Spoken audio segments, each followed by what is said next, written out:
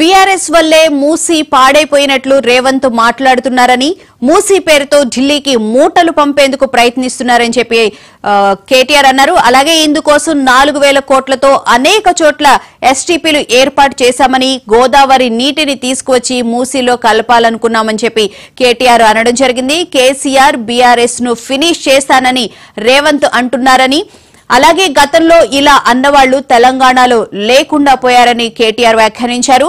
రేవంత్ మాటలు విని మోసపోయామని రైతులకు తెలిసొచ్చిందన్నారు. రుణమాఫీ పేరుతో రేవంత్ దేవుళ్లను కూడా మోసం చేశారు అని చెప్పి కేటీఆర్ వ్యాఖ్యానించడం జరిగింది. పార్టీ మారిన ఎమ్మెల్యే రాజకీయంగా ఆత్మహత్య చేసుకున్నట్లే అని కేటీఆర్ అన్నారు. మూసీ ప్రక్షాళన కోసం 1,50,000 కోట్ల రూపాయలు ఎందుకు అని ప్రశ్నించారు. మూసీ మే లూటో ఢిల్లీ మే బాటో అన్నది రేవంత్ స్లోగన్ గా కనిపిస్తుందని చెప్పి కేటీఆర్ వ్యాఖ్యానించారు. మనం మోసం చేయొచ్చు, వాళ్ళు తప్పు చేయొచ్చు, కానీ ఇందాక తమ్ముడు కార్తీక్ చెప్పినట్టు తప్పకుండా పశ్చాత్తాపపడే రోజు, బాధపడే రోజు. పెద్దలు అప్పుడెప్పుడో చెప్పినట్టు రాజకీయాల్లో హత్యలు ఉండవు, ఆత్మహత్యలు మాత్రమే ఉంటాయి. అందుకే మీరు గెలిపించిన మీ ఎమ్మెల్యే గారు ఆత్మహత్య చేసుకున్నాడు తప్ప మీరు తప్పు చేయలేదు. ఆయన పోయినా ఏవి కాదు పార్టీకి అని చెప్పి వాళ్ళ పార్టీని మణికొండలో కావచ్చు, నార్సింగిలో కావచ్చు, బండ్లగూడలో కావచ్చు, శంషాబాద్లో కావచ్చు బ్రహ్మాండంగా కాపాడుకుంటూ ఎక్కడికక్కడ అద్భుతంగా నడుపుతున్న పోరాట పటిమను ప్రదర్శిస్తున్న మా నాయకులు మొత్తానికి హృదయపూర్వకంగా ధన్యవాదాలు.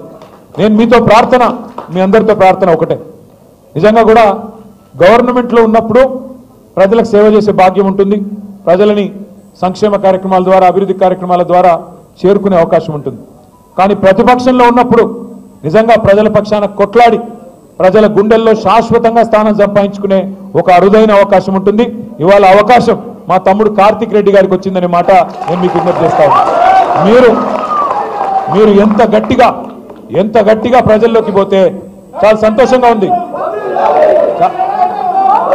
చాలా సంతోషంగా ఉంది. మధ్యకాలంలో ఒక్కసారి కాదు కార్తీక్ రెడ్డి గారు నాకు ప్రత్యేకంగా ఫోన్ చేసి హైదర్ షా కోర్టులో, హైదర్గూడలో చాలా మంది మన వాళ్ళు ఈ మూసీ వల్ల బాధపడుతున్న వాళ్ళు, మూసీ ప్రాజెక్ట్ అని ముఖ్యమంత్రి ఏదైతే ఢిల్లీకి మూటలు పంపేదానికి రంగం సిద్ధం చేస్తా ఉన్నాడో దీనివల్ల బాధపడుతున్న వాళ్ళు ఉన్నారు అంటే నేను ఒకటే అన్నాను, మన పార్టీ ఆఫీస్కి ఎప్పుడైనా రావచ్చు ఎవరైనా బాధితులు, తప్పకుండా వారికి స్వాగతం. అంటే ఒకరు కాదు, ఇద్దరు కాదు, దాదాపు 500-600 కుటుంబాలు ఇక్కడికి వచ్చి సబితక్కని, మన నాయకులని, మనందరినీ కలిసి మీరు మా దగ్గరికి రండి అంటే రాజేంద్రనగర్ నియోజకవర్గం అంతా 2-3 డివిజన్లు తిరిగినాం. అత్తాపూర్ కానీ, హైదర్ షా కోర్టు కానీ, పక్కనే బౌద్ధపురాకు మన కార్వాన్ దగ్గర ఉండే ప్రాంతం కానీ మొత్తం తిరిగినాం.